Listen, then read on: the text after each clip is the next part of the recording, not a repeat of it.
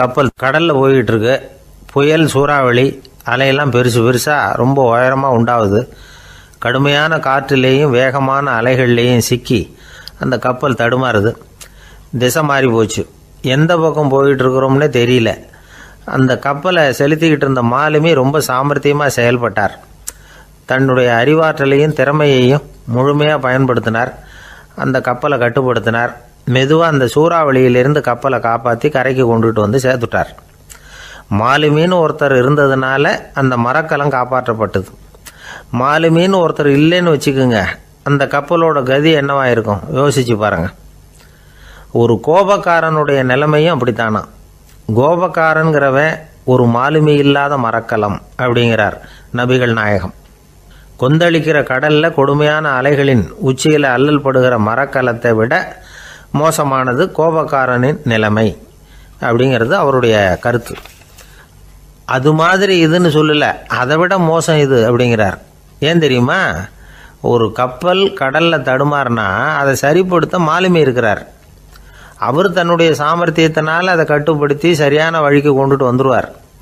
ஆனால் கோபக்காரனுடைய நிலைமை அப்படி இல்லை அப்படிங்கிறார் நபிகள் நாயகம். மனித மனம் ஒரு மரக்கலம், அறிவு அதில் இருக்கிற மாலுமி. மாலுமி மரக்கலத்தை செலுத்துகிறான், அவனுக்கு கட்டுப்பட்டு அது ஓடுது. ஆனால் கோபக்காரனுங்கிற மனுஷங்கிட்ட அறிவுங்கிற மாலுமி சரியாக வேலை செய்ய மாட்டான். ஏன்னா கோபம் அந்த மாலுமியின் கண்களை அவிச்சிரும், காதுகளை கேட்காம பண்ணிவிடும். கண்ணையும் காதையும் மூடிவிட்டு கப்பலை ஓட்டுனா எப்படி ஓட்டுறது? அதனால் கோபக்காரன் மாலுமி இல்லாத மரக்கலம். இடி மின்னலில் மாட்டிக்கிட்டு கஷ்டப்படுற கப்பல் மாதிரி கஷ்டப்படுறான். பெரியவங்கள்லாம் என்ன சொல்கிறாங்க? உனக்கு கெடுதல் பண்ணவனுக்கும் நீ நன்மையே செய், எவருடைய விருப்பு வெறுப்பையும் பொருட்படுத்தாதே. பரம எதிரிக்கும் நீ நன்மை செய்ய ஆரம்பித்தா உன்னுடைய தூய நிலையை பார்த்துட்டு அவனும் உனக்கு நெருக்கமான நண்பனாக ஆயிடுவான். இதுதான் பெரியவங்க நமக்கு சொல்லியிருக்கிறது. புனித குரான் சொல்கிறது என்ன? தீமையை நன்மையை கொண்டே நீர் தடுத்து கொள்ளும் அப்படின்னு சொல்லப்பட்டிருக்கிறதுல. இன்னா செய்தாரை ஒருத்தல் அவர் நாண நன்னயம் செய்து விடல் அப்படிங்கிறார் திருவள்ளுவர். செல்வந்தர் ஒருத்தர்கிட்ட ஒரு சிறுவன் ஆடு மேய்ச்சிக்கிட்டு இருந்தானா. பெரியவர் அவனை கூப்பிட்டு, நீ நேராக போய் ஒரு ஆட்டில் உள்ள ரொம்ப நல்ல பகுதி எதுவோ அதை எடுத்துக்கிட்டு வா அப்படின்னாரான். இவன் போனான். ஒரு ஆட்டு உடம்புல இருந்த நாக்கு, இருதயம், இது ரெண்டையும் எடுத்துகிட்டு வந்து கொடுத்தானான். பெரியவர் வாங்கி பார்த்தார். அதுக்கப்புறம் இப்போ நீ போய் இன்னொரு ஆட்டில் இருக்கிற ரொம்ப கெட்ட பகுதி எதுவோ அதை எடுத்துகிட்டு வா அப்படின்னாரான். இவன் போய் எடுத்துகிட்டு வந்தான். அவன் கையில் இருந்தது மறுபடியும் அதே மாதிரி நாக்கு, இருதயம், இது ரெண்டும் தான். என்னது இப்பவும் அதையே கொண்டுட்டு வந்திருக்கிற அப்படின்னாரான் பெரியவர். இவன் சொன்னானா, ஒரு உடம்புல உள்ள ரொம்ப நல்ல பொருளும் இதுதான், ரொம்ப கெட்ட பொருளும் இதுதான் அப்படின்னானா. இளம் வயசில் இப்படி பதில் சொன்னவர் தான் பேரறிஞர் லுக்மானுல் ஹக்கீம் அவர்கள். கோபப்படாமல் இருந்தால் இது ரெண்டும் நல்லா வேலை செய்யும், கோபப்பட்டால் இது ரெண்டும் மோசமாக வேலை செய்யும். அதை புரிஞ்சுக்கிறதுக்காகத்தான் இன்றைக்கி இந்த தகவல். கோபம் வந்துட்டால் நாம் என்ன செய்கிறோங்கிறது நமக்கே தெரியாது. ஒருத்தர் டாக்டர்கிட்ட போனார் அவசரமாக. டாக்டர், எனக்கு இப்போ கடுமையான கோப வெறி, எனக்கு கண்ணு மண்ணு ஒன்றும் புரியல, உடனடியாக அதை கட்டுப்படுத்தணும், உடனே இதுக்கு ஏதாவது ஒரு மாத்திரை கொடுங்க ப்ளீஸ் அப்படின்னார். அந்த டாக்டரும் உடனே ஒரு மாத்திரையை கொடுத்து, இதை உடனே போடுங்க, நான் தண்ணி கொண்டுகிட்டு வரேன்னு உள்ளே போனார். தண்ணியோடு திரும்பி வந்தார். இவர் சொன்னார், டாக்டர், நீங்கள் கொடுத்த மாத்திரை ரொம்ப பெருசாக இருந்தது, இருந்தாலும் கஷ்டப்பட்டு முழுங்கிட்டேன்னார். டாக்டர் சந்தேகத்தோடு மேசையை பார்க்குறார். பார்த்தா மாத்திரை அங்கேயே இருக்குது, பேப்பர் வெயிட்டை காணலை. ரொம்ப பேருக்கு கூட்டத்தில் பேசுறதுன்னா பயம், நமக்கு ஒன்றும் தெரியாதுன்னு மற்றவங்க நினச்சிடக்கூடாதுங்கிற எண்ணம் தான் இதுக்கு காரணம். ரொம்ப முக்கியமான ஒரு கூட்டம்னா பயம் அதிகமாக இருக்கும். முக்கியமானவங்கள்லாம் வருவாங்களே, அவங்களாம் நம்மளை பற்றி மட்டமாக நினச்சிருவாங்களே அப்படிங்கிற பயம் வந்துடும். ஆனால் மேடை பேச்சுங்கிறது அவ்வளவு கடினமான ஒரு காரியம் இல்லைங்கிறாங்க அது சம்பந்தமான நிபுணர்கள். யாரும் பேச்சாளர் ஆகலாம், இது ஒன்றும் பெரிய கிஃப்ட்டு கிடையாது அப்படின்னு அவங்க சொல்கிறாங்க. நீங்கள் ஒரு சிறந்த பேச்சாளர் ஆகணுமா அப்படின்னா அதுக்குன்னு சில ஆலோசனைகளை சொல்லி வச்சுருக்கிறாங்க அனுபவசாலிகள். முதல் ஆலோசனை என்னென்னா, உங்கள் பேச்சு எளிமையாக இருக்கணும். ஏதாவது ஒரு கருத்து அல்லது 2 கருத்து சொன்னால் போதும். 20 அல்லது 30 கருத்துக்களை சொல்லிகிட்டே போகக்கூடாது. ரெண்டாவது ஆலோசனை, நீங்கள் என்ன பேச போகிறீங்கிறது முதல்ல உங்களுக்கு நல்லா புரியணும். அதுக்கப்புறம் தான் அதை அடுத்தவங்களுக்கு புரிய வைக்க முடியும். எப்படி ஆரம்பிக்க போகிறோம், எந்த கருத்தை முக்கியமாக வலியுறுத்த போகிறோம், எப்படி முடிக்க போகிறோம் அப்படிங்கிறத முதல்ல நல்லா சிந்தித்து மனசில் வச்சுக்கணும். கடைசியாக என்ன சொல்கிறீங்களோ அதுதான் கேட்குறவங்க மனசில் நிற்கும். மூணாவது ஆலோசனை என்னென்னா, உங்கள் பேச்சு சுருக்கமாக இருக்கணும். ஒரு 15 நிமிஷம் பேசுகிறது ரொம்ப பொருத்தம். மணிக்கணக்கில் பேசிக்கிட்டு இருக்கிறது நல்லதில்லை. நாலாவது ஆலோசனை, நீங்கள் பேசுகிறது உண்மையாக இருக்கணும். உங்களுக்கு உண்மையான அனுபவங்கள் இருக்கும், அதை சொல்லலாம். உங்களுடைய உண்மையான அனுபவங்களை மற்றவங்களோட பகிர்ந்துக்கணும், அதுதான் முக்கியம். ஐந்தாவது ஆலோசனை, ஆரம்பத்தில் கொஞ்ச நேரம் உங்களை பற்றியும் எதிரில் உள்ளவங்களை பற்றியும் சம்மந்தப்படுத்தி ஏதாவது பேசி ஒரு நெருக்கத்தை ஏற்படுத்திக்கணும். ஒவ்வொருத்தரும் இப்போ இவர் பேச போகிறது நம்ம சம்மந்தப்பட்டது அப்படின்னு நினைக்க ஆரம்பிச்சிருவாங்கல்ல, அதுக்கப்புறம் அவங்க கேட்க தயாராகிட்டாங்கன்னு அர்த்தம். எதிரில் உட்காந்துருக்கிற கூட்டத்திலேருந்து 3 பேரை தேர்ந்தெடுங்க. அதாவது வலது பக்கம் ஒருத்தர், நடுவில் ஒருத்தர், இடது பக்கம் ஒருத்தர். அதாவது உங்களை ரொம்ப கனிவாகவும் ஆர்வமாகவும் பார்க்குறவராக பார்த்து தேர்ந்தெடுத்துங்க மனசுக்குள்ளே. நீங்கள் பேசும்பொழுது என்ன பண்ணணும்னா, இவங்களை நேருக்கு நேராக மாறி மாறி பார்த்துக்கிட்டே பேசுனீங்கன்னா நீங்கள் ஏதோ ஒட்டுமொத்த கூட்டத்தையும் பார்த்து பேசுகிறதாக ஒரு உணர்வு அது ஏற்படுத்திவிடும். ஆறாவது ஆலோசனை என்னென்னா, சொற்பொழிவுன்னா நீங்கள் பேசணும், படிக்கக்கூடாது. எழுதி படிக்கிறது நல்லா இருக்காது. குறிப்புகள் வேணும்னா வச்சுக்கலாம். படிக்கிறது பேப்பர்லேருந்து வர்றது மாதிரி இருக்கும், பேசுகிறது இதயத்திலேருந்து வர்றது மாதிரி இருக்கும். அப்புறம் ஏழாவது ஆலோசனை சொல்கிறாங்க. அது என்னென்னா, மேடையில் ஏறி நின்ன உடனே இயல்பாக மூச்சை இழுத்து விட்டுங்க, இயல்பு நிலைக்கு வாங்க, அதுக்கப்புறம் இயல்பாக பேச ஆரம்பிக்கலாம் அப்படிங்கிறாங்க. இவ்வளவும் பேச்சு கலையில் வல்லுநர்களாக இருக்கிறவங்க சொல்லுகிற ஆலோசனைகள். இதையெல்லாம் கடைபிடிச்சா நமக்கும் அதுக்கும் வெகு தூரம்னு நினச்சிக்கிட்டு இருந்த ஒன்று இப்போ கிட்டத்தில் நெருங்கி வந்துடும். நாம் சொல்கிறபடியெல்லாம் அது கேட்கும். ஒரு பேச்சாளர், அவருக்கு சுருக்கமாகவே பேச தெரியாது. மேடையில் ஏற்றி விட்டுவிட்டா போதும், ஆரம்பிச்சிருவார், நிறுத்த மாட்டார், பேசிக்கிட்டே இருப்பார். ஒரு தடவை அவர் ஒரு கூட்டத்தில் ரொம்ப நேரம் பேசிக்கிட்டே இருக்கிறார். எதிரில் பொறுமை இழந்த ஒருத்தர் தன்னுடைய கை கடிகாரத்தை காட்டினார். அதை கவனித்த பேச்சாளர், மன்னிக்கணும், கை கடிகாரம் நான் கொண்டுகிட்டு வர மறந்துட்டேன், அதுதான் நேரம் போனதே தெரியல அப்படின்னு சொல்லியிருக்கிறார். இதுக்கு அவர் சொன்னாராம் கோபமாக, ஏய்யா கடிகாரத்தை தான் பார்க்க முடியல, மறந்துட்டேன், பக்கத்தில் மாட்டிருக்கிற கேலண்டரையாவது பார்க்கக்கூடாதா அப்படின்னாராம். ஒரு ஊரில் ஒரு சித்தர் இருந்தார், சூஃபி சித்தர். அவர் ஞானம் பெற்ற ஒரு சித்தர். ஒரு நாள் அந்த நாட்டு மன்னன் அவரை பார்க்கறதுக்காக வந்தான். என்ன வேணும் உனக்குன்னு கேட்டார். நான் கடவுளை பார்க்கணும், அதுக்கு நீங்கள் தான் உதவி பண்ணணும் அப்படின்னா அவன். சித்தர் கொஞ்சம் யோசனை பண்ணார். சரி, போயிட்டு நாளைக்கு வாடினார். அதே மாதிரி மன்னன் போயிட்டு அடுத்த நாள் வந்தான். இங்கே நீ என்னோட ஒரு வாரம் தங்கியிருக்க வேண்டியிருக்கும்னார். சரின்னா ஒரு பிச்சை பாத்திரத்தை தூக்கி கையில் கொடுத்தார். அவனுக்கு ஒன்றும் புரியல, இருந்தாலும் வாங்கிட்டான். வாங்கிட்டு இதை என்ன செய்யணும் அப்படின்னு கேட்டான். இதை ஒன்றும் செய்ய வேணாம், இதை எடுத்துக்கிட்டு பக்கத்தில் உள்ள கிராமங்களுக்கு போ, வீடு வீடாக பிச்சை எடுத்துக்கிட்டு வா, அப்படி வந்த பிறகு தான் உனக்கு சாப்பாடும் ஓய்வும் கிடைக்கும். ஒரு வாரம் இப்படி செய், அதுக்கப்புறம் 8வது நாள் நாம் கடவுளை பற்றி யோசிக்கலாம் அப்படின்னார். இப்படி இவர் சொன்னதை கேட்டதும் அந்த அரசனுக்கு அதிர்ச்சி ஆயிட்டுது. ஒரு மாதிரி ஆயிட்டான். தன்னுடைய சொந்த நாட்டில் சொந்த குடிமக்கள்கிட்ட போய் பிச்சை எடுக்கிறதா அப்படின்னு யோசனை பண்ணி பார்த்தான். அதுக்கப்புறம் மெதுவாக அவன் அந்த சித்தரை பார்த்தான். ஐயா, சொந்த நாட்டிலேயே பிச்சை எடுக்கிறதுன்னா எனக்கு ஒரு மாதிரியாக இருக்குது, வெக்கமாக இருக்குது, நான் வேணும்னா வெளி தேசத்தில் எங்கேயாவது போய் பிச்சை எடுக்கவா அப்படின்னு கேட்டான். இதுக்கு அந்த சித்தர் ஒரு சம்மதிக்கலை. இதை பாரு, உன்னால் பிச்சை எடுக்க முடியலன்னா பேசாமல் திரும்பி அரண்மனைக்கே போயிடு, அதுக்கப்புறம் கடவுளை பற்றியெல்லாம் பேசுகிறதுக்கு என்னை தேடிட்டு வரக்கூடாது அப்படின்னு விட்டார். மன்னன் தயங்கினான். இருந்தாலும் மனசை சரி பண்ணிட்டு சம்மதிச்சான். சரிங்க, ஒரு வாரம் இங்கே தங்குறேன், நீங்கள் சொல்கிறது மாதிரி பக்கத்து கிராமங்களுக்கு போகிறேன், வீடு வீடாக பிச்சை எடுக்கிறேன், வர்றேன் அப்படின்னா. ஒரு வாரம் தெரு தெருவாக பிச்சை பாத்திரத்தோடு அலைஞ்சான். சொந்த ஊரில் சொந்த குடிமக்கள்கிட்ட பிச்சை எடுத்தான். 7 நாள் முடிஞ்சுது. 8வது நாள் அந்த சித்தர் மன்னனை கூப்பிட்டார். இப்படி வாழ்னார், வந்தான். இனிமேல் நீ கடவுளை பற்றி என்கிட்ட கேட்கலாம்னார். இனிமேல் கேட்கறதுக்கு ஒன்றுமே இல்லை சுவாமின்னா இவன்.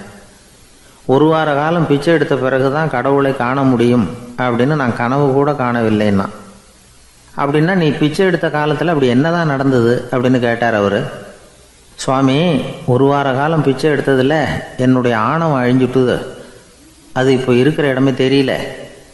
இப்போ அதை காணவே காணோம்.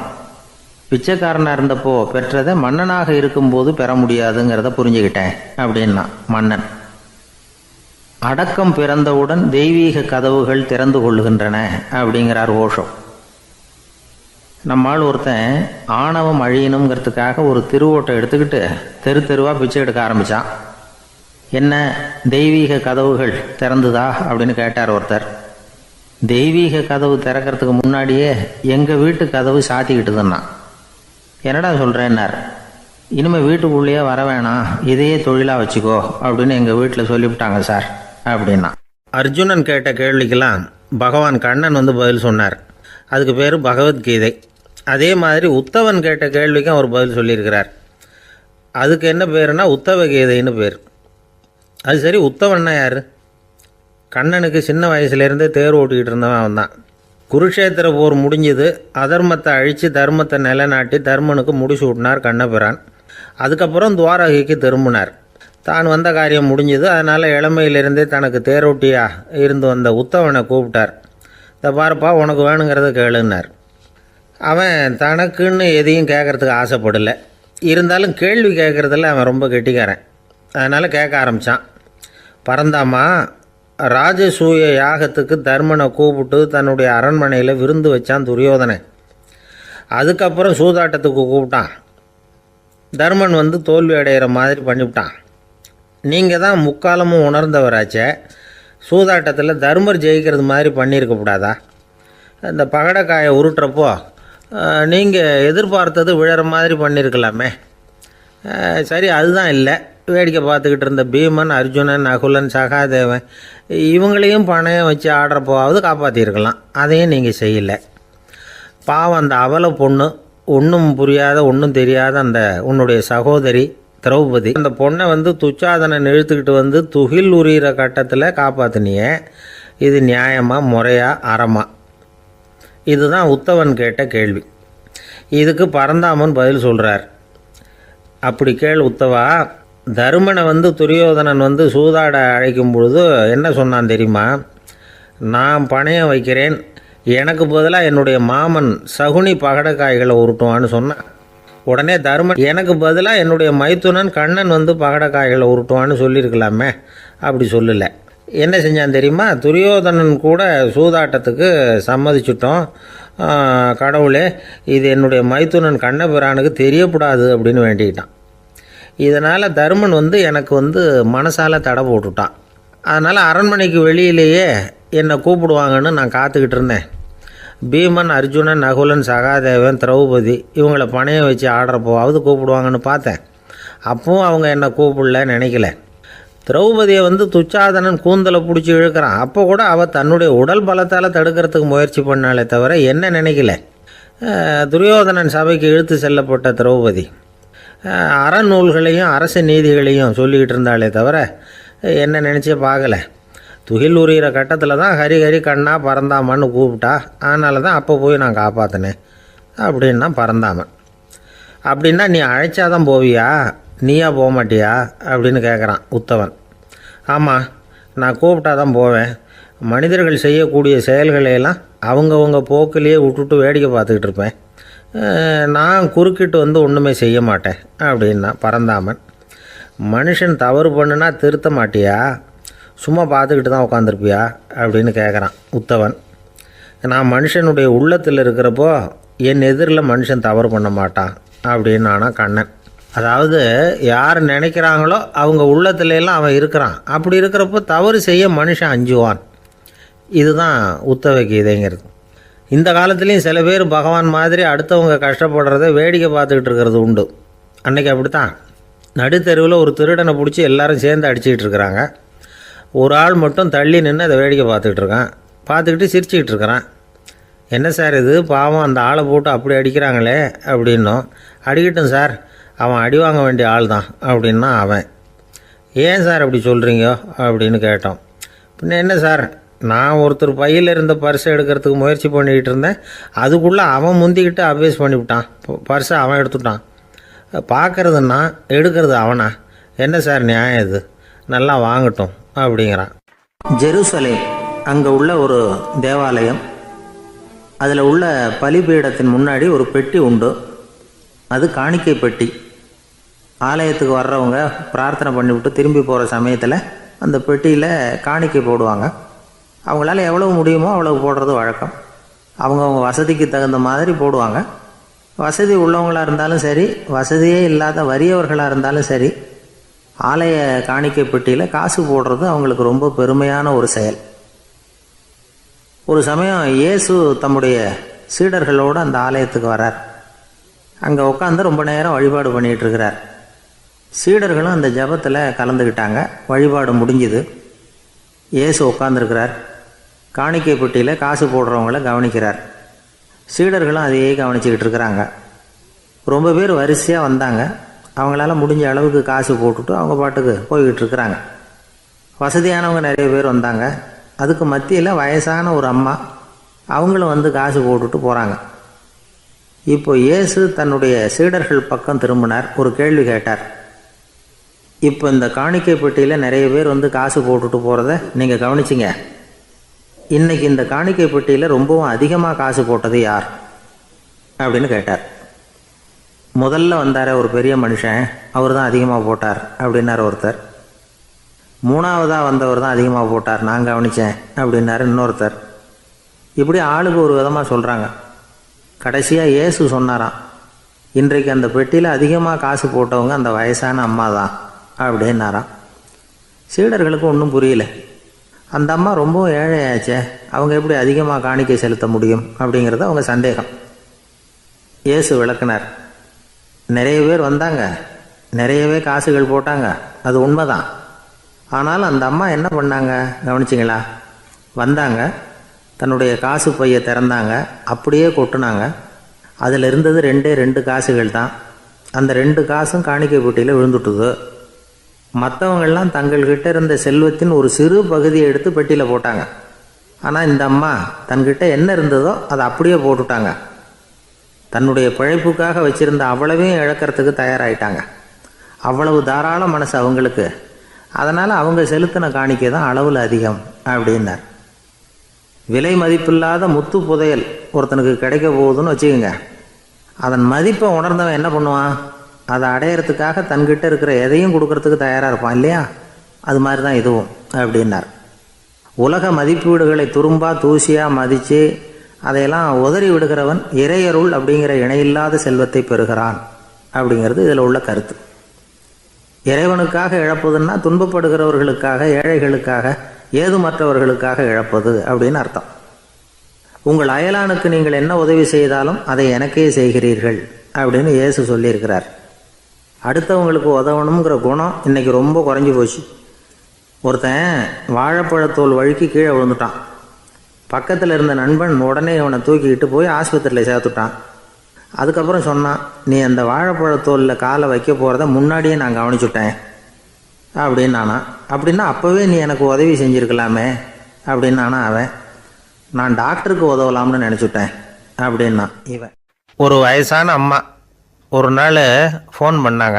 ஐயா, நான் இந்த தகவல் நிகழ்ச்சியை தினமும் கேட்குறேன், உங்ககிட்ட ஒரு கேள்வி கேட்கணும் அப்படின்னாங்க. என்னங்க அப்படின்னோம். எனக்கு சொந்தமாக ஒரு நல்ல வீடு இருக்குது, வேணுங்கிற அளவுக்கு பணமும் இருக்குது, கணவரும் ரொம்ப நல்லவர், ரிட்டையர் ஆகி வீட்டில் தான் இருக்கிறார், பிள்ளைங்கள்லாம் பெரிய பெரிய உத்தியோகத்தில் இருக்கிறாங்க, அதில் ஒருத்தன் ஐஏஎஸ்ஸு, பணம்லாம் கூட நிறைய கொண்டாந்து கொடுக்குறாங்க. அப்படி இருந்தும் என் மனசில் நிம்மதி இல்லை, வாழ்க்கையில் ஒரு நிறைவு இல்லை அப்படின்னாங்க. ஏன்னு கேட்டோம். அதைத்தான் நான் உங்களை கேட்குறேன், ஏன் அப்படி அப்படின்னு திருப்பி கேட்குறாங்க. எங்களுக்கு ஒன்றும் புரியல. கொஞ்ச நேரம் குழம்பி போயிட்டோம். இருந்தாலும் அதை அவங்கக்கிட்ட காட்டிக்காமல் கொஞ்சம் சாமர்த்தியமாக, ஏம்மா உங்கள் மனசில் நீங்கள் ஏதோ ஒன்று எதிர்பார்க்குறீங்க, அது நிறைவேறலை அப்படி தானே அப்படின்னு கேட்டோம். ஆமாம் அப்படின்னாங்க. அதுக்கப்புறம் அவங்கக்கிட்ட கொஞ்சம் மனம் விட்டு பேசுகிறப்போ தானாக விஷயம் வெளியில் வந்தது. அதாவது அவங்க பிள்ளைங்க பெரிய பெரிய உத்தியோகத்தில் இருக்கிறதுனால அவசரமாக பார்த்துட்டு ஓடுறாங்களாம். ஆசையாக அம்மான்னு கூப்பிட்டுக்கிட்டு கிட்ட உட்காந்து கொஞ்ச நேரமாவது என்கிட்ட பேசினா தானே என் மனசு கொஞ்சம் நிம்மதியாக இருக்கும். அது அவங்களுக்கு தெரிய மாட்டேங்குதே அப்படிங்கிறாங்க. இதுதான் அவங்களுடைய ஏக்கம். இந்த ஏக்கம் அந்த தாயின் மனசில் இருந்துக்கிட்டு இருக்குது. இப்படி மகனுடைய அன்புக்காக மட்டுமே ஏங்குற தாய்மார்கள் பல பேர் இருக்கிறாங்க இந்த உலகத்தில். இதை நினைக்கிறப்போ ஒரு வெளிநாட்டு நாடோடி கதை ஞாபகத்தில் வருது. அதாவது கடவுள் படைப்பு தொழிலில் ரொம்ப மும்முரமாக ஈடுபட்டுக்கிட்டு இருந்தாராம். மீன்களை படைச்சாராம், பறவைகளை படைச்சாராம், விலங்குகளை படைச்சாராம். அவருக்கு திருப்தி ஏற்படலை. அதுக்கப்புறம் மனிதர்களை படைச்சிருக்கிறார். அப்போவும் அவருக்கு மன நிறைவு ஏற்படலையாம். கடைசியாக தன்னுடைய சக்தி முழுசையும் பயன்படுத்தி குறையே இல்லாத அளவுக்கு ஒரு படைப்பை உருவாக்கினாராம். அந்த உன்னதமான ஒரு படைப்பு அதுதான் பெண், அதாவது தாய். இப்படி உருவாக்கி எல்லாரையும் இந்த உலகத்தில் விட்டுவிட்டாராம். அதுக்கப்புறம் கொஞ்ச காலம் கழித்து தன்னுடைய தேவியை அழைச்சிக்கிட்டு இந்த பூலோகத்துக்கு வந்திருக்கிறார். தன்னுடைய குறையில்லாத படைப்பாகிய பெண்ணை பார்த்தாராம். ஏம்மா, உனக்கு இன்னும் ஏதாவது குறை இருந்தால் சொல்லு, அதையும் நிவர்த்தி பண்ணி விடுறேன் அப்படின்னாராம். அந்த அம்மா பார்த்துருக்காங்க. சுவாமி, எனக்கு நீங்கள் கொடுத்துருக்கிறது 2 கை. என்னுடைய பிள்ளைகளுக்கு சேவை செய்கிறதுக்கு இந்த 2 கை பத்தலை. அதனால் இன்னும் ஒரு 2 கை கொடுத்தா தேவலை அப்படின்னாங்களாம். கடவுள் பார்த்தார். அதனால் என்ன, அப்படியே செஞ்சு விடலாம், இதோ அதுக்கான வரம் கொடுத்துட்டேன் அப்படின்னார். அந்த அம்மாவுக்கு இப்போ 4 கை ஆகிட்டுது. 4 கையாலேயும் குழந்தைகளுக்கு சேவை செய்ய ஆரம்பிச்சிட்டாங்க. கடவுள் திருப்தியாக திரும்பி போனார். அதுக்கப்புறம் கொஞ்ச காலம் கழித்து மறுபடியும் திரும்பி வந்தார். தேவியோட பெண்ணை பார்த்தார். இப்போ என்னம்மா சந்தோஷந்தானே அப்படின்னாராம். அதுக்கு அந்த அம்மா, சந்தோஷந்தான், இருந்தாலும் இப்போ எனக்கு இருக்கிற 2 காலும் போதில்லை, இன்னும் ஒரு 2 கால் இருந்தால் தேவையில்லை, நிறைய ஓடி ஆடி பிள்ளைகளுக்காக வேலை செய்ய வேண்டியிருக்குது அப்படின்னாங்களாம். சரின்னு சொல்லி 4 கால் இருக்கிறது மாதிரி செஞ்சுட்டு போயிட்டார் கடவுள். மறுபடியும் கொஞ்ச நாள் கழித்து தேவி சொன்னாங்க கடவுள்கிட்ட, நீங்கள் என்ன தான் முயற்சி பண்ணினாலும் முழுமையான ஒரு படைப்பை உங்களால் உருவாக்க முடியாது, அப்படி தான் நான் நினைக்கிறேன் அப்படின்னாங்களாம். அப்படியா சொல்கிறேன், வா அந்த பொண்ணை பார்த்துட்டு வருவோம் அப்படின்னு புறப்பட்டு இங்கே வந்தாங்களாம்.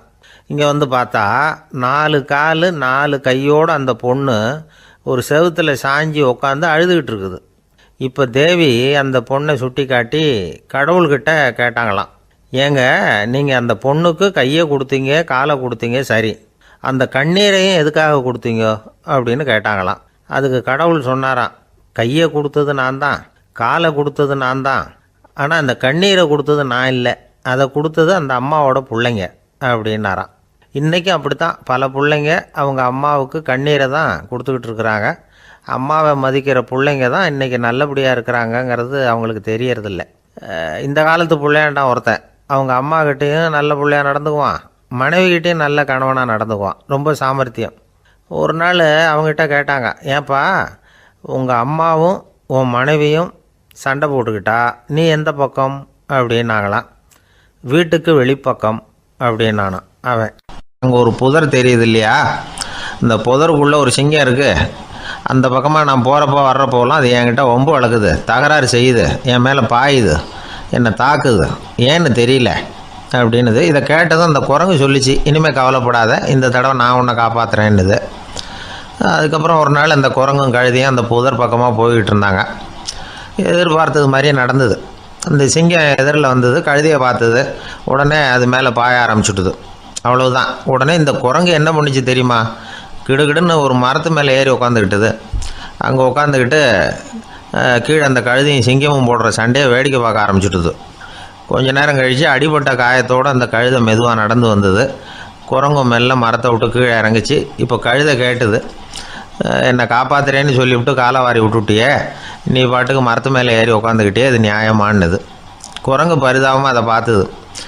நான் மரத்து மேலே இருந்து நீங்கள் 2 பேரும் சண்டை போட்டதை பார்த்துக்கிட்டு தான் இருந்தேன், உன்னோட சத்தம் தான் அதிகமாக இருந்தது, அது நீ சிரிக்கிற மாதிரி எனக்கு கேட்டுது, அதனால் நீ தான் ஜெயிச்சுக்கிட்டு இருக்க போல இருக்கு அப்படின்னு நினச்சிவிட்டேன்னுது. இன்றைக்கி பல பேர் இப்படி தான் இருக்கிறாங்களாம். யார் ஜெயிக்கிறாங்க யார் தோக்குறாங்கங்கிறத முகத்தை பார்த்து கூட கண்டுபிடிக்க முடியறதில்ல, பேசுகிற பேச்சை வச்சு கூட கண்டுபிடிக்க முடியறதில்ல. தோற்கிறவங்க கூட சிரிக்கிற மாதிரி முகத்தை வச்சுக்கிறான். இன்றைய மனிதர்கள்கிட்ட ஏகப்பட்ட முரண்பாடுகள். பொய் முகங்களோட உலவுகிறவர்கள் தான் அதிகம். உண்மை முகம் எங்கே இருக்குது அப்படிங்கிறத புரிஞ்சுக்கிட்டு நண்பர்களை தேர்ந்தெடுக்கணும் அப்படிங்கிறது ஒரு முக்கியமான கருத்து.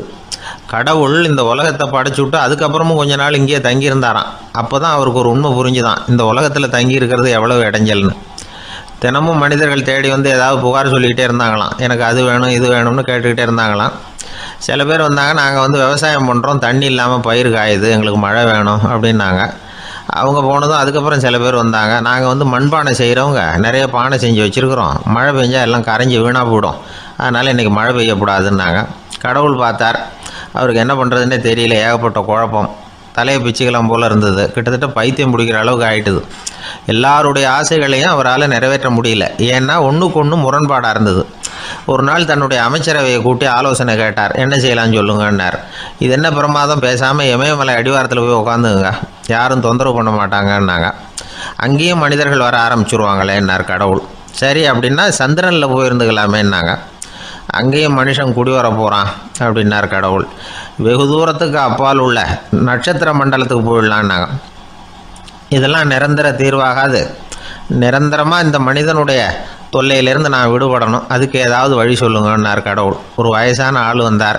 கடவுளுக்கு காதோட காதாக ஒரு வழியை சொன்னார். கடவுளுக்கு முகம் மலர்ந்தது. அதுதான் சரி, அப்படியே செஞ்சுடலான்னார். அந்த ஆள் சொன்ன ரகசியம் என்ன தெரியுமா?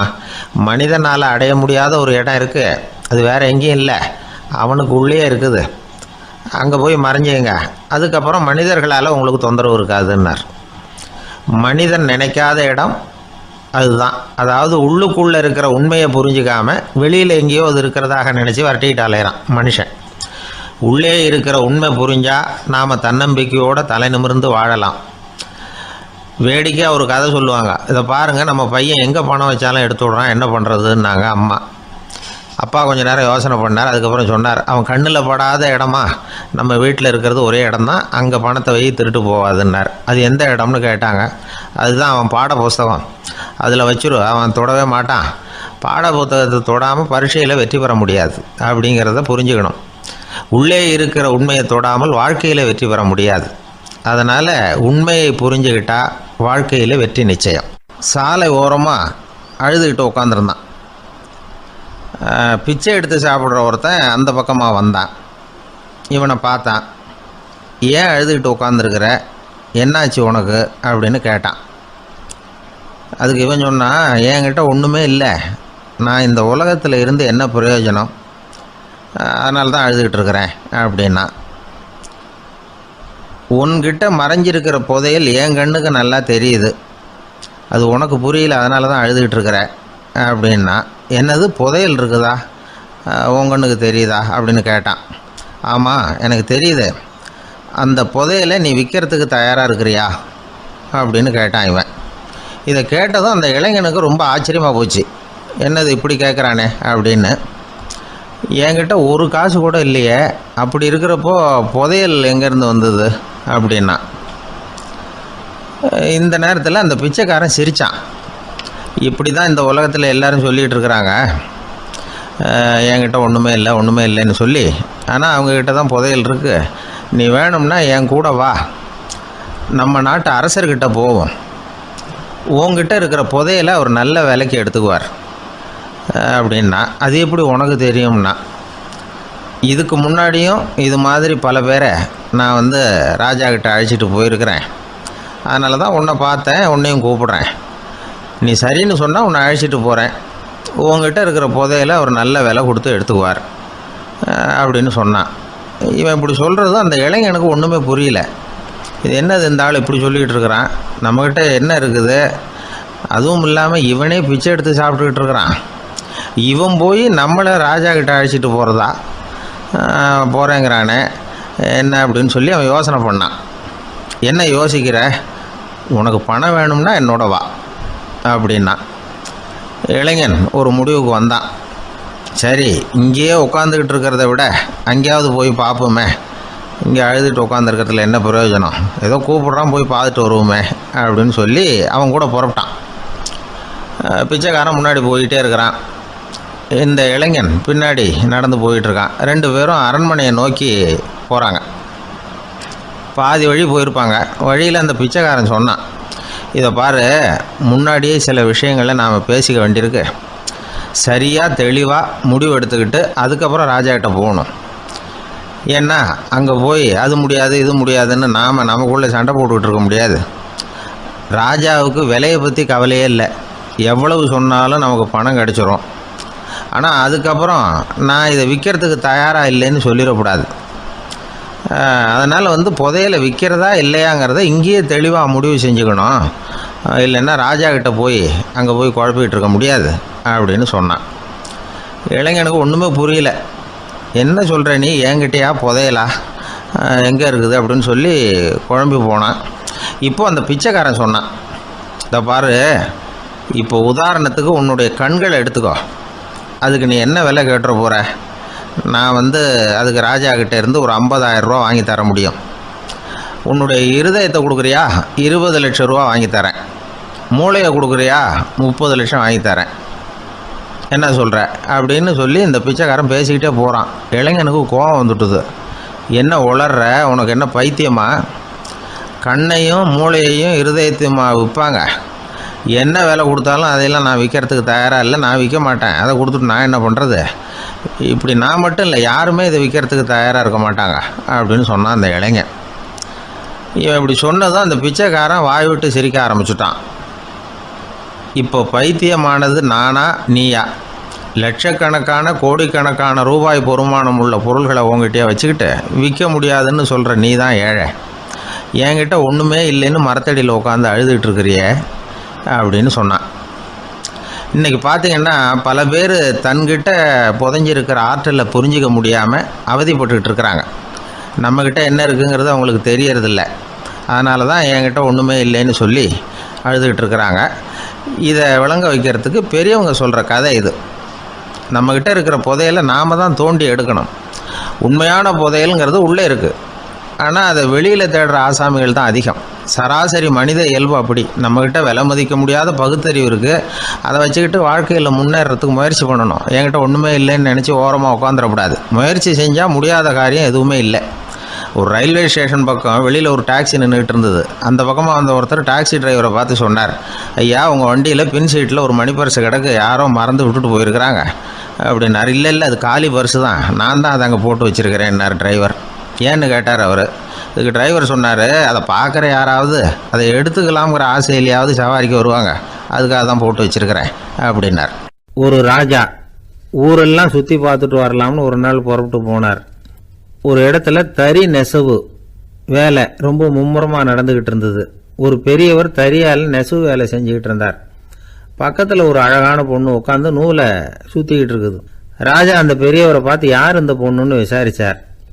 ராஜா அப்படி கேட்டதும் அவருக்கு ரொம்ப பெருமையாக போயிட்டுது. ஏன்னா உட்காந்துருந்தது அவரோட மகள். அரசே, இது என்னுடைய மகள். இவ வேகமாக நூல் திரிக்கக்கூடியவள். வைக்கோலை எடுத்து இவ திரிச்சா கூட அது எல்லாம் பவுனிழையாக வெளியில் வரும் அப்படின்னு ஒரு ராசி இவளுக்கு அப்படின்னு ரொம்ப பெருமையாக ராஜா கிட்ட சொன்னார். ராஜா இதை கேட்டதும் அசந்துட்டார். அப்படியா, இவ்வளவு அழகும் சாமர்த்தியமும் உள்ள இந்த பொண்ணு என்னோட வரட்டுமே, இவளை என் மருமகளை ஆக்கிக்கிறேன் அப்படின்னார் ராஜா. அந்த பெரியவருக்கு ஒன்றும் புரியல. ஏதோ கொஞ்சம் பெருமையாக சொல்ல போக அது இப்படி ஆயிட்டுதே அப்படின்னு கவலைப்பட்டார். இருந்தாலும் ராஜா பேச்ச தட்ட முடியுமா, மகளை அனுப்பி வச்சுட்டார். ராஜா அந்த பொண்ணை அரண்மனைக்கு அழைச்சிட்டு வந்தார். அங்கே ஒரு அறையில் வச்சு பூட்டி விட்டார். அந்த ரூமு நிறைய வைக்கோலை கொண்டாந்து போட்டு அடைச்சாங்க. 3 ராட்டைகள் வேற வச்சுருந்தாங்க. நாளைக்கு பொழுது விடியறதுக்குள்ளே நீ இந்த வைக்கோலையெல்லாம் தங்க இழைகளாக மாற்றி காட்டணும். நாளைக்கு காலம்பரம் நான் இந்த அறை கதவை திறப்பேன். உன் தகப்பன் சொன்னது மாதிரி எல்லாம் தங்கமாக மாறி இருக்கணும், இல்லைன்னா நீ உயிர் தப்ப முடியாது அப்படின்னு உத்தரவு போட்டார். பாவம் அந்த பொண்ணு என்ன பண்ணும், பகல் பூரா அழுதுகிட்டே உட்காந்துருக்குது. ராத்திரி பூராவும் தூக்கம் வரல. மறுநாள் அதிகாலை நேரத்தில் யாரோ கதவை தட்டுற சத்தம் கேட்டுது. பயந்துக்கிட்டே கதவை திறக்கிறா. திறந்து பார்த்தா வெளியில் 3 அவலட்சணமான பெண்கள். ஒருத்திக்கு கால் அகலமாக முறை மாதிரி இருக்குது, இன்னொருத்திக்கு கட்டை விரல் கரண்டி மாதிரி பெருசாக இருக்குது, 3ஆவது பொண்ணுக்கு உதடு தடித்து ரப்பர் மாதிரி தொங்கிக்கிட்டு இருக்கு. யார் நீங்கள், உங்களுக்கு என்ன வேணும் அப்படின்னு கேட்குது இந்த பொண்ணு. நாங்கள் உங்களுக்கு உதவி செய்கிறதுக்கு தான் வந்திருக்கிறோம் அப்படின்னு சொல்லி உள்ளே வந்தாங்க. உட்காந்தாங்க. கொஞ்ச நேரத்துக்குள்ளே உள்ளே இருந்த வைக்கோலையெல்லாம் தங்க இழைகளாக மாற்றி கொடுத்துட்டு போயிட்டாங்க. காலையில் ராஜா வந்தார். பார்த்தார். ஆகா பேஷுனார். இன்னும் கொஞ்சம் வைக்கோலை கொண்டாந்து அந்த ரூமில் போட சொன்னார். இந்த வைக்கோலையும் இன்றைக்கி தங்கமாக மாற்றிவிடு, நாளைக்கு மறுநாள் உனக்கும் இளவரசனுக்கும் கல்யாணம்னு சொல்லிவிட்டார். இன்றைக்கி ராத்திரி அந்த 3 பொண்ணுங்களும் வந்தாங்க. வைக்கோலை பொண்ணு அழகெல்லாம் மாற்றினாங்க, புறப்பட்டாங்க. இந்த பொண்ணு அவங்க காலில் விழுந்து வணங்கினா, என் உசுரை காப்பாற்றினீங்க, உங்களுக்கு நான் என்ன கைமாறு செய்ய போகிறேன் அப்படின்னா. பயப்படாத, நீ விரும்பினா எங்களுக்கு ஒரு உதவி செய்யலாம். உன்னுடைய கல்யாணத்துக்கு நாங்கள் 3 பேரும் வரோம். நீ எங்களை வரவேற்று ராஜாக்கிட்டையும் இளவரசர்கிட்டையும் நாங்கள் உன்னோட பெரியப்பா பொண்ணுங்கன்னு சொல்லி அறிமுகப்படுத்தி வை, நாங்கள் விருந்து சாப்பிட்டுட்டு போயிடுறோம் அப்படின்னாங்க. ரொம்பவும் சந்தோஷமாக சரின்னு ஒத்துக்கிட்டா. கல்யாண நாள் வந்தது. கல்யாணம் ரொம்ப கோலாகலமாக நடந்துக்கிட்டு இருக்கு. எல்லா தேசத்து ராஜா ராணிகளும் வந்துக்கிட்டு இருக்கிறாங்க. அந்த 3 அவலட்சணமான பொண்ணுங்களும் சேர்ந்தாங்க. யார் இவங்கன்னு கேட்டார் ராஜா. என் பெரியப்பா பொண்ணுங்க அப்படின்னா அந்த பொண்ணு. காலும் உதடும் கட்டை விரலும் ஏன் இப்படி உங்களுக்கு அவலட்சணம் ஆயிட்டுது அப்படின்னு கேட்டார். அதுக்கு அந்த பொண்ணுங்க பதில் சொன்னாங்க. என்ன செய்யறது, ஓயாமல் வைக்கோலை நூற்று ஒருத்தியோட கட்டை விரல் அப்படி கரண்டி மாதிரி ஆயிட்டுது. நாக்கில் தொட்டு தொட்டு திரிச்சதுனால ஒருத்தியோட உதடு அப்படி ஆயிட்டுது. காலால் கட்டையை அழுத்தி அழுத்தி தறி போட்டதுனால இன்னொருத்தையோட கால் அப்படி ஆயிட்டுது. உங்கள் மருமகளாக வந்திருக்கிற இந்த பொண்ணு அந்த 3ஐயுமே செய்ய தெரிஞ்சவ தான். என்ன ஆக போதும் இன்னும் கொஞ்ச நாளில் அப்படின்னாங்க. அவ்வளவுதான். ராஜா பயந்துட்டார். அம்மா, இன்னையிலேருந்து நீ இளவரசனின் மனைவி. நீ எப்பவும் அழகாக இருக்கணும். அதனால் நீ இனிமேல் வைக்கோலை திரிக்கவே கூடாது அப்படின்னு உத்தரவு போட்டார். அவளை இக்கட்டான சூழ்நிலையிலிருந்து காப்பாற்றின அந்த 3 பொண்ணுங்களும் சந்தோஷமாக திரும்பி போயிட்டாங்களாம். சுவாமி சின்மயானந்தர் இந்த கதையை சொல்லியிருக்கிறார். தன்னலம் மறந்து சுயலாபத்தை தியாகம் செய்கிறது வைக்கோல்ல இருந்து தங்க இழைய நூக்கிறது மாதிரி அப்படிங்கிறார் அவர். அது இருக்கட்டும், இப்போ நம்ம கதைக்கு வருவோம். ஒரு ராஜா தன்னோட மகனுக்கு சுயவரம் நடத்தினார். எல்லா தேசத்திலிருந்தும் ராஜகுமாரர்கள் வந்திருந்தாங்க. ராஜகுமாரியை கல்யாணம் பண்ணிக்கலாம்ங்கிற ஆசையில் சுயம்பர மண்டபத்திலிருந்து எல்லா ராஜகுமாரர்களும் அலறி அடிச்சுக்கிட்டு வெளியில் ஓடி வந்துகிட்டு இருக்கிறாங்களாம். ஏன் இப்படி எல்லாரும் மிரண்டு போய் ஓடி வர்றாங்கன்னு கேட்டார் ஒருத்தர். அதுக்கு இன்னொருத்தர் விவரம் சொன்னார். ராஜகுமாரியை இன்னைக்கு தான் அவங்க நேரில் பார்த்தாங்களாம், அதுதான் அப்படி ஓடி வந்துகிட்டு இருக்கிறாங்க அப்படின்னார். காசி மாநகரத்தை பிரம்மதத்தன் அப்படிங்கிற ராஜா ஆட்சி பண்ணிட்டு வந்தார். அவர் ஒவ்வொரு வருஷமும் ஒரு திருவிழா நடத்துறது வழக்கம். எல்லா தேசத்திலிருந்தும் எல்லா வகையான ஜனங்களும் அதில் கலந்துக்குவாங்க. ஒரு சமயம் அது மாதிரி விழா நடந்துகிட்டு இருந்தது.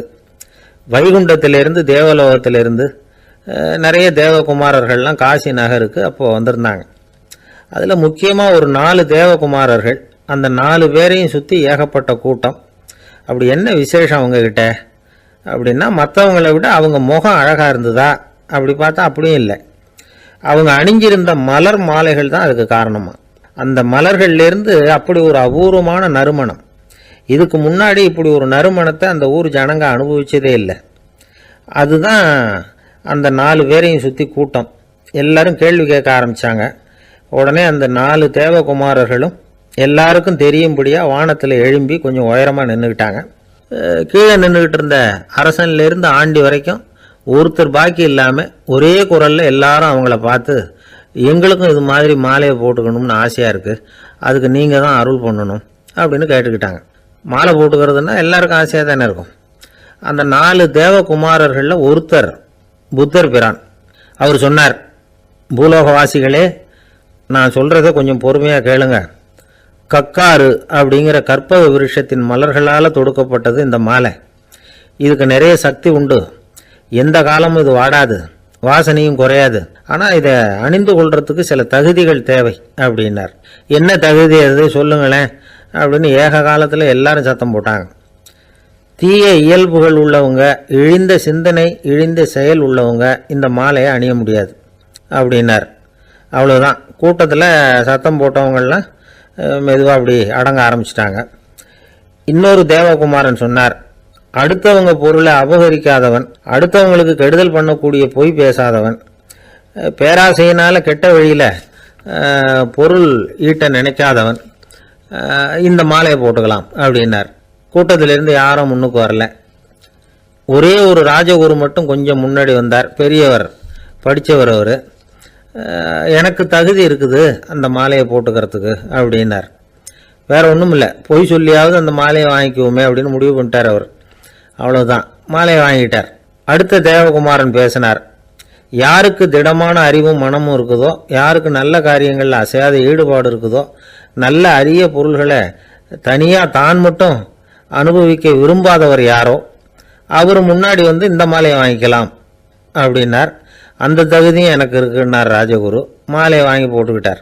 இன்னொரு ராஜகுமாரன் பேச ஆரம்பித்தார். அறநெறியில் செல்வம் சேர்க்கணும், ஆடம்பர பொருள்களுக்கு அடிமையாகக்கூடாது, வெற்றி அடைஞ்சாலும் கர்வம் வரக்கூடாது, அப்படிப்பட்டவங்க இந்த மாலையை போட்டுக்கலாம்னார். துணிஞ்சு போய் சொல்லி அதையும் வாங்கி கழுத்தில் போட்டுக்கிட்டார் இந்த ராஜகுரு.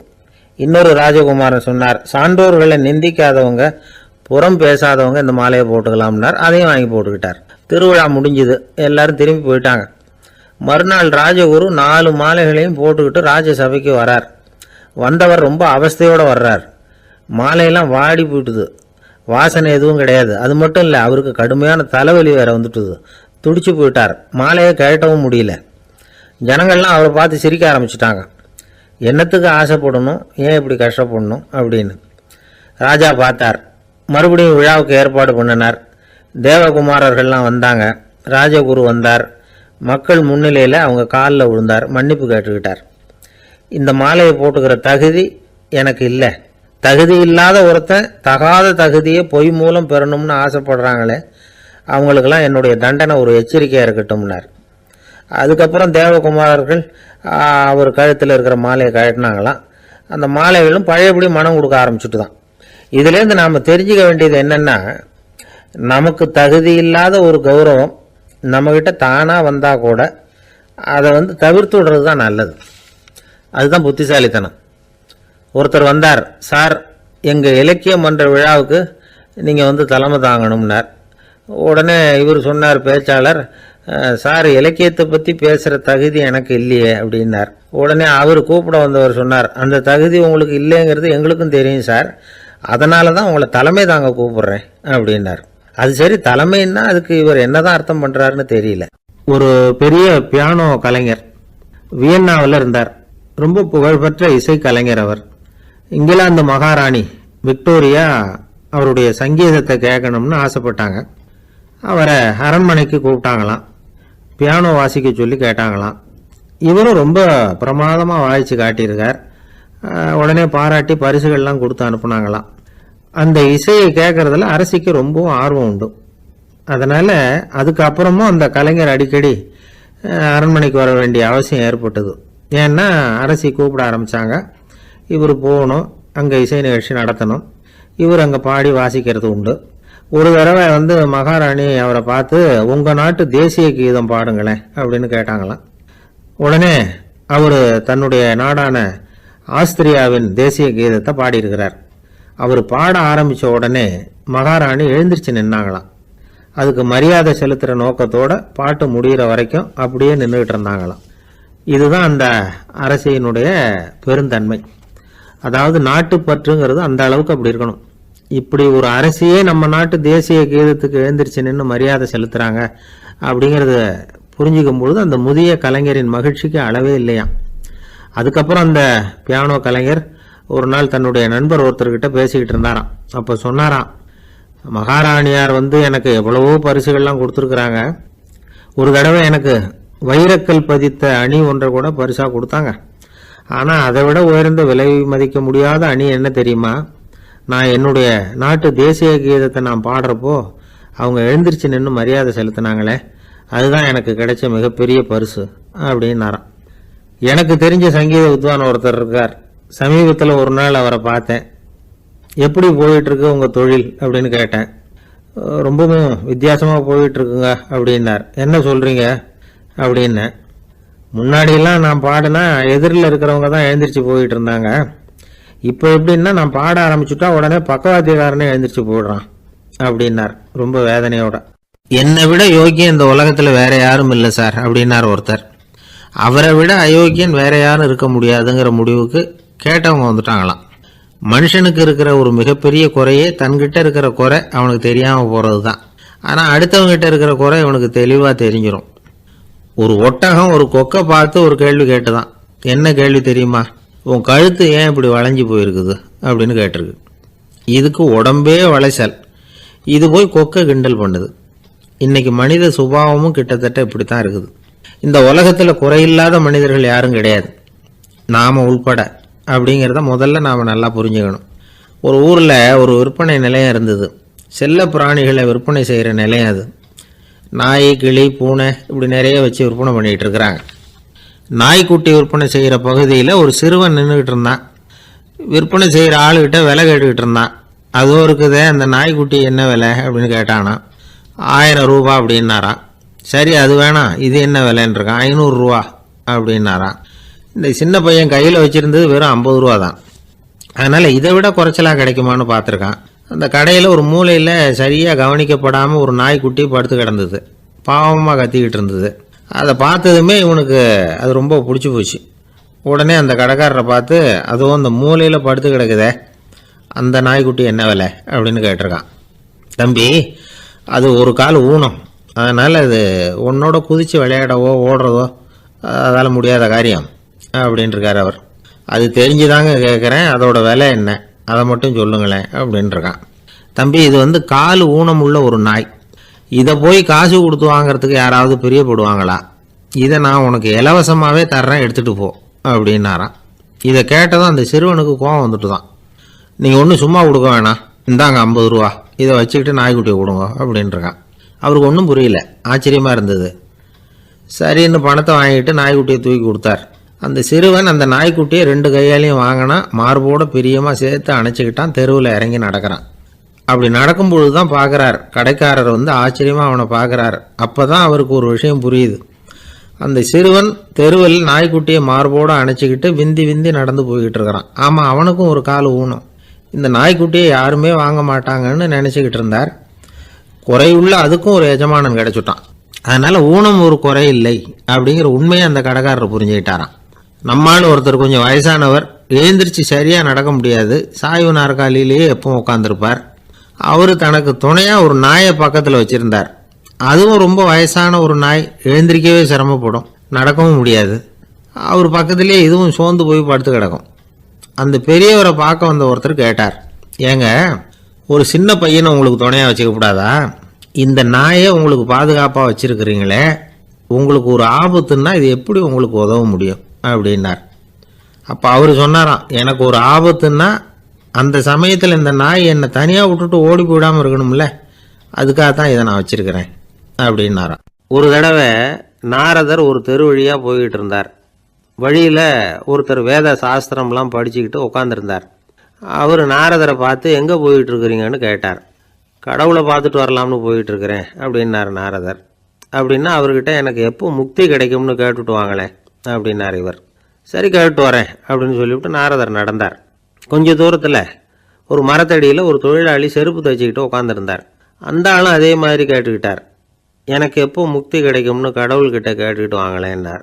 அவர்கிட்டையும் சரின்னு சொல்லிவிட்டு நாரதர் நேராக வைகுண்டத்துக்கு வந்து சேர்ந்தார். கடவுளை பார்த்தார். இவங்க 2 பேரும் சொல்லி அனுப்பின விஷயத்தை பற்றி கேட்டார். அதுக்கு கடவுள் சொன்னார், அந்த செருப்பு தைக்கிற தொழிலாளி உடல் நீத்ததும் உடனே என்னை வந்து அடைவான். ஆனால் அந்த சாஸ்திரம் படித்த ஆள் இப்போதைக்கு என்கிட்ட வந்து சேர மாட்டான். அவன் இன்னமும் பல பிறவிகள் எடுத்து அங்கேயே இருக்க வேண்டியிருக்குது. எப்போ இங்கே வந்து சேருவான்னு எனக்கே தெரியாது அப்படின்னார். நாரதருக்கு இதோட ரகசியம் என்னங்கிறது புரியல. எனக்கு ஒன்றும் புரியலையேன்னாரான் கடவுள்கிட்ட. சீக்கிரம் புரிஞ்சுக்குவேன், நீ திரும்பி போகிறப்போ நான் இங்கே வைகுண்டத்தில் என்ன செஞ்சுக்கிட்டு இருக்கேன்னு கேட்டால், ஒரு ஊசியின் துவாரத்தில் ஒரு யானையை கோத்துக்கிட்டு இருக்கிறேன்னு அவங்கக்கிட்ட சொல்லு அப்படின்னார் கடவுள் சிரிச்சுக்கிட்டே. நாரதர் பூமிக்கு திரும்பினார். கடவுளை பார்த்தீங்களா, எப்படி இருக்கார் அப்படின்னு விசாரித்தார் வேத சாஸ்திரம் படித்தவர். ஓ பகவானா, அவர் வந்து யானையை வந்து ஊசியின் காதில் நுழைச்சிக்கிட்டு இருக்கிறார் பார்த்தேன்னார் நாரதர். ஊசி காதில் யானையா, அது எப்படி முடியும்? நீங்கள் சொல்கிறத நான் நம்ப மாட்டேன்னு விட்டார் அவர். சரி, இந்த ஆளுக்கு இறைவன் பேரில் நம்பிக்கை இல்லை அப்படிங்கிறத நாரதர் புரிஞ்சுக்கிட்டார். அடுத்தபடியாக அந்த தொழிலாளி இருந்த இடத்துக்கு போனார். இறைவனை பார்த்தீங்களான்னு கேட்டார் அவர். பார்த்தேன், ஒரு ஊசி துவாரத்தில் யானையை கோத்துக்கிட்டு இருந்தார் அப்படின்னு சொல்லிவிட்டு நாரதர் அந்த ஆள் முகத்தை கவனித்தார். அந்த தொழிலாளி இதை கேட்டுட்டு கொஞ்சம் கூட ஆச்சரியப்படலை. அவரால் முடியாத காரியம் கூட உண்டானார். என்ன இப்படி சொல்கிற, ஊசியின் துவாரத்தில் யானையை கோக்க முடியும்னு நீ நம்புறியா அப்படின்னு கேட்டார் நாரதர். நிச்சயமாக நம்புகிறேன்னார் அவர். அது எப்படி அப்படின்னு கேட்டார் இவர். இதை பாருங்கள், நான் இந்த ஆலமரத்தடியில் தான் தினமும் உட்காந்துருக்கிறேன். தினமும் இந்த மரத்திலிருந்து எவ்வளவோ பழம் கீழே விழுது. இந்த பழத்தில் இருக்கிற ஒவ்வொரு விதையிலேயும் உள்ள ஒரு ஆலமரம் இருக்குது. ஒரு சின்ன விதைக்குள்ள ஒரு பெரிய ஆலமரம் இருக்க முடியுங்கிறப்ப ஊசி துவாரத்தில் கடவுள் வந்து யானையை நுழைய வச்சாருங்கிறத ஒத்துக்கிறதுல என்ன கஷ்டம் இருக்குது அப்படின்னு ரொம்ப சர்வசாதாரணமாக பதில் சொன்னாராம் அந்த தொழிலாளி. நாரதர் யோசனை பண்ணார், இந்த தொழிலாளி வேத சாஸ்திரங்களையெல்லாம் படிக்கலைன்னா கூட அறிவுபூர்வமாக சிந்திச்சு இறைவனை நம்புகிறான். அதனால தான் கடவுள் இந்த ஆளுக்கு சீக்கிரம் முக்தி கிடைக்கும்னு சொன்னார் அப்படிங்கிறத புரிஞ்சுக்கிட்டாராம். இந்த கதையில் வர்ற கடவுள், நாரதர், வைகுண்டம் இதெல்லாம் ஒரு பக்கம் இருக்கட்டும், ஒரு சின்ன விதைக்குள்ள ஒரு பெரிய ஆலமரம் தூங்கிக்கிட்டு இருக்கு அப்படிங்கிற உண்மை, அந்தரத்தில் 1000 கிரகங்கள் சுற்றிக்கிட்டு இருக்குங்கிற உண்மை, இதெல்லாம் வந்து நாம் பார்த்துக்கிட்டு தானே இருக்கிறோம். இந்த உண்மைகள் வந்து அதிசயமாக நமக்கு தெரியறதுனால அதை வந்து நம்பாமல் இருந்துட முடியாது. இயற்கையை பரிபூர்ணமாக நம்புங்கள், அந்த நம்பிக்கையே நம்ம வாழ்க்கைக்கு ஆதாரம் அப்படிங்கிறத விளக்கறதுக்காக தான் இந்த கதை. இந்த காலத்தில் நம்ம பிள்ளைங்களுக்கெல்லாம் இது மாதிரி நம்பிக்கை அதிகமாகவே இருக்குது. ஒரு நாள் ஒரு சின்ன பையன்கிட்ட கேட்டேன், ஏன்பா கடவுள் வந்து ஒரு பானைக்குள்ளே ஒரு யானையை நுழைய வச்சுட்டாருன்னு சொன்னால் அதை நீ நம்புவியா அப்படின்னு கேட்டோம். நம்புவேன் சார், அது ஒன்றும் பெரிய அதிசயம் இல்லைன்னா. எப்படிறான்னு கேட்டோம். எப்படின்னா அந்த பானை வந்து அந்த யானையை விட பெருசாக இருந்திருக்கும், அவ்வளவுதான் அப்படின்னு சொல்கிறான். ஒரு தீக்குச்சி தீப்பெட்டியை பார்த்து கேட்டுதான், நாம் 2 பேரும் தானே உரசிக்கிறோம், ஆனால் நான் மட்டும் தீ பிடிச்சி எரிஞ்சு போகிறேன், நீ அப்படியே இருக்கிறியே அப்படின்னு தான். அதுக்கு தீப்பெட்டி சொல்லியிருக்குது, உனக்கு தலையில் கணம் இருக்குது அதனால் அழிஞ்சு போகிறேன் அப்படின்னு தான். எப்படி இருக்கு பாருங்கள் இந்த பதில். தலையில் கணம் உள்ளவங்க யாருமே சரியாக இருக்க முடியாது. எவ்வளவு பெரியவங்களாக இருந்தாலும் சரி, ரொம்ப கஷ்டம்தான் அது. கர்வம்ங்கிறது கூடவே கூடாது. இதை விளக்கறதுக்கு மகான் ஒருத்தர் ஒரு சம்பவத்தை சொல்கிறார். அர்ஜுனன் வந்து தீர்த்த யாத்திரை பண்ணானா, அப்போ தென்னிந்தியாவுக்கு வந்திருக்கிறான். ராமேஸ்வரத்துக்கு போனப்போ அங்கே இலங்கைக்கு கல்லுலாம் அடுக்கி போடப்பட்டிருந்த பாலத்தை பார்த்தானா. ஒரு சின்ன குரங்கு அதுக்கு பக்கத்தில் விளையாடிக்கிட்டு இருந்திருக்கு. அதை பார்த்துட்டு அர்ஜுனன் சிரிச்சிருக்கான். ஏன் சிரிக்கிறேன்னு கேட்டிருக்கு அந்த குரங்கு. ராமன் மிகச்சிறந்த வில் வீரன், அப்படி இருக்கிறப்போ அவன் வந்து இலங்கைக்கு அம்புகளாலேயே ஒரு பாலம் கட்டியிருக்கலாம். அதை விட்டுட்டு போயும் உன்ன மாதிரி குரங்குகளை துணையாக வச்சுக்கிட்டு இப்படி ஒரு கருங்கல் பாலத்தை கட்டியிருக்கிறானே அப்படின்னு நானா. அம்புகளால் பாலம் கட்ட முடியுமா அப்படின்னு கேட்டுதான் குரங்கு. ஏன் முடியாது, என்னால் முடியுமேன்னு இருக்கான் அர்ஜுனன். அம்பால் பாலம் கட்டலாம், இருந்தாலும் என்ன மாதிரி குரங்குகள் ஏறி நடந்தா அது தாங்குமா? அதனால தான் ராமர் வந்து கருங்கல் பாலமே கட்டினார் அப்படின்றது குரங்கு சொல்லிச்சான். அப்படியே சொல்கிற, நான் வேணும்னா இப்போ அம்புகளாலேயே ஒரு பாலத்தை கட்டுறேன், நீ அது மேலே ஏறி நடந்து பார். பாலம் விழுந்துட்டுதுன்னா நான் தீ மூட்டி அதில் குதித்து உயிர் தியாகம் பண்ணி விட்றேன் அப்படின்னு நான் ரொம்ப கோபமாக. உடனே அந்த சின்ன குரங்கு பெரிய உருவம் எடுத்துட்டு தான் கையில் கதையோடு அர்ஜுனன் முன்னாடி நிற்கிறான் அனுமன். பார்த்தா, என்னுடைய தலைவர் ராமரையா இழிவாக பேசுகிற, நீ இப்போ பாலம் கட்டு, நான் என்னுடைய பலத்தை காட்டுறேன் அப்படின்னு அனுமன். அர்ஜுனன் வந்து தன்னுடைய காண்டிபத்தை எடுக்கிறான், சரமாரியாக அம்புகளை விடுறான். அதெல்லாம் ஒன்றோட ஒன்று கோத்துக்கிட்டு அப்படியே பாலம் மாதிரி நிற்கிது. அர்ஜுனன் தலை நிமிர்ந்து நின்னான். அனுமன் வந்து உயர கிளம்பி அங்கேருந்து பாலத்தில் வந்து பொத்துன்னு இறங்கினான். பாலம் அப்படியே நொறுங்கி போச்சு தூள் தூளாக. என்ன அர்ஜுனா, இப்போ என்ன செய்ய போகிற அப்படின்னு நான் ஏளனமா. அர்ஜுனன் தலையை தொங்க போட்டுக்கிட்டான். சொன்னபடி தீ மூட்டி அதில் குதிக்கிறதுக்காக 3 தடவை சுற்றி வந்தான். அப்போது கிருஷ்ணர் அங்கே வந்தார். என்ன அர்ஜுனா, என்ன நடக்குது, என்ன இது அப்படின்னு ஒன்றும் தெரியாத மாதிரி கேட்டார். அர்ஜுனன் வாயை திறக்கிறதுக்கு முன்னாடி அனுமன் வாயை திறந்தான், நடந்ததை சொன்னான். அர்ஜுனன் சவால் விட்டபடி உயிர் திறந்தே ஆகணும்னு அனுமன். கிருஷ்ணர் யோசனை பண்ணார். நல்லது, இந்த சவால் விட்டதுக்கும் நடந்ததுக்கும் யார் சாட்சி? பெரிய ஒருத்தரை சாட்சியாக வச்சுக்கிட்டல்லவா நீங்கள் இந்த போட்டியை நடத்தியிருக்கணும் அப்படின்னார். அதனால் என்ன, இப்போ மறுபடியும் அந்த போட்டியை நடத்தி விட்டா போச்சு, என்னால் அந்த அம்பு பாலத்தை நொறுக்க முடியாதா அப்படின்னு அனுமன். சரி, இப்போ மறுபடியும் அது நடக்கட்டும்னார் கிருஷ்ணர். அர்ஜுனன் அம்பு பாலம் அமைச்சான். அனுமன் ஏறி குதிச்சான்.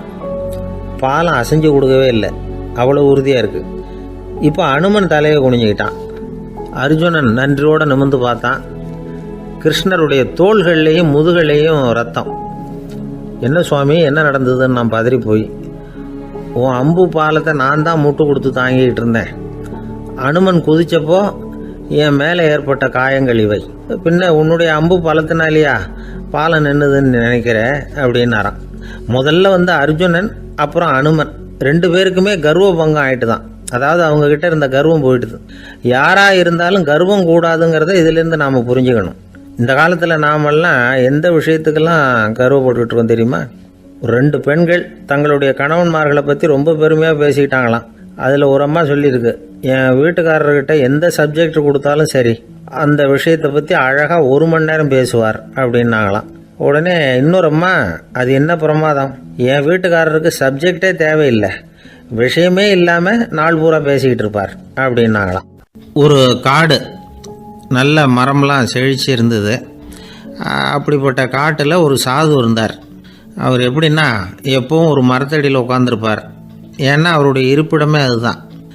அவர் என்ன பண்ணுவார், 3 கல் வச்சுருந்தார். செங்கல் மாதிரி இருக்கும், ஆனால் அதை விட கொஞ்சம் பெருசாக இருக்கும். எதுக்கு அந்த 3 கல்லுன்னா அதுதான் அவருடைய படுக்கை. அதாவது தூங்குறப்ப ஒரு கல்லை தலைக்கு கீழே வச்சுக்குவார், இன்னொரு கல்லை இடுப்புக்கு கீழே வச்சுக்குவார், இன்னொரு கல்லை காலுக்கு கீழே வச்சுக்குவார். உடம்பை அப்படியே ஒரு தகட்டால் மூடிக்குவார், அப்படியே தூங்கி போடுவார். மழை பெய்யுதுன்னு வச்சுங்க, அவர் உடம்பு 3 கல் மேலே இருக்குதா, அதனால் தண்ணி அடியில் ஓடி போடும், உடம்பு நனையாது. மேலே தகடு இருக்கிறதுனால மழையும் உடம்புல படாது. அவர் தூக்கமும் கிடாது, நிம்மதியாக தூங்குவார். பகலில் அந்த 3 கல்லையும் ஒரு சேர ஒரு அடுப்பு மாதிரி வச்சு அது மேலே உட்காந்துக்குவார். அதனால் பாம்பு பூச்சி எதுவும் அவரை தொந்தரவு பண்ணுறதில்ல, அது பாட்டுக்கு நடந்து போயிடும். அவர் பாட்டுக்கு நிம்மதியாக இருப்பார். யாராவது எதையாவது கொண்டுகிட்டு கொடுத்தா அதை வாங்கி சாப்பிடுவார், அவ்வளவுதான். ஒரு நாள் அந்த நாட்டு அரசன் காட்டுக்கு வேட்டையாட வந்தான். அந்த வழியாக வந்தப்போ இந்த சாது படுத்துருக்கிறத பார்த்தான், பரிதாபப்பட்டான். ஐயோ பாவம், இவர் இப்படி இந்த கல் மேலே உடம்ப வச்சுக்கிட்டு தூங்குறாரு, என்ன பாடுபடுவார், இவரை நாம் அரண்மனைக்கு அழைச்சிட்டு போய் சுகமாக நிம்மதியாக இருக்கிறதுக்கு வழி செஞ்சு கொடுப்போம், அது ரொம்ப நல்லாயிருக்கும் அப்படின்னு நினச்சான். அப்படி நினச்சிக்கிட்டே அரண்மனைக்கு வந்துட்டான். அதுக்கப்புறம் ஒரு பல்லக்கையும் 2 சேவகர்களையும் காட்டுக்கு அனுப்பி அந்த சாதுவை மெதுவாக இங்கே அழைச்சிட்டு வந்துடுங்க அப்படின்னு சொல்லி அனுப்பி வச்சான். இவங்க போய் அவர்கிட்ட விவரத்தை சொன்னாங்க. எனக்கு என்னத்துக்கு அரண்மனை வாசம் அப்படின்னார். இருந்தாலும் மன்னர் உத்தரவு, நீங்கள் அவசியம் வரணும் அப்படின்னாங்க இவங்க. சரின்னு சொல்லிவிட்டு வேறு வழி இல்லாமல் புறப்பட்டார். புறப்படும் பொழுது என்ன பண்ணார்னா, மறக்காமல் அந்த 3 கல் ஒரு தகடு அதையும் எடுத்து பல்லக்கில் வச்சுக்கிட்டார். என்னத்துக்கு இதையெல்லாம் எடுத்து வைக்கிறாரு அப்படின்னு சொல்லி அவங்க யோசனை பண்ணாங்க. இருந்தாலும் அதை பற்றி ஒன்றும் கேட்கல. பேசாமல் அவரை அழைச்சிட்டு போய் அரண்மனையில் விட்டுட்டாங்க. அரசன் ஓடி வந்தான், வரவேற்றான், அறுசுவை உணவு படைத்தான். அவர் படுக்கிறதுக்கு தங்க கட்டில், பட்டு மெத்தை, இப்படி எல்லாம் ஏற்பாடு பண்ணி வச்சான். இங்கே படுத்து ஓய்வு எடுத்துக்குங்க அப்படின்னு சொல்லிவிட்டு அவன் பாட்டு போயிட்டான். மறுநாள் காலையில் பார்க்குறான், சாது படுத்துருக்கிறார். எப்படி தெரியுமா, அந்த பட்டு மெத்தை மேலே 3 கல்லையும் வச்சு வழக்கம் போலவே அது மேலே படுத்துருக்கிறார். அதுக்கு மேலே தகடு. அரசன் பார்த்துட்டு அதிர்ச்சி ஆகிட்டான். என்ன சுவாமி இப்படி அப்படின்னா, சாது சொன்னார், எனக்கு தேவையும் இல்லை குறையும் இல்லை, எல்லா இடத்துலையும் எனக்கு ஒரே மகிழ்ச்சி தான் அப்படின்னார். மகிழ்ச்சிங்கிறது தங்க கட்டிலேயோ பட்டு மெத்தையிலேயோ இல்லை, அது மனசில் இருக்கிற ஒரு விஷயம். உண்மையான மகிழ்ச்சிக்கு வழி மனப்பக்குவம் அப்படிங்கிறது அந்த அரசனுக்கு புரிஞ்சுதான். இந்த காலத்தில் ஒரு சாமியார், அவரை தேடி ஒரு சீடன் வந்தான். என்னாச்சு தெரியுமா, சுவாமி எனக்கு நிம்மதி வேணும்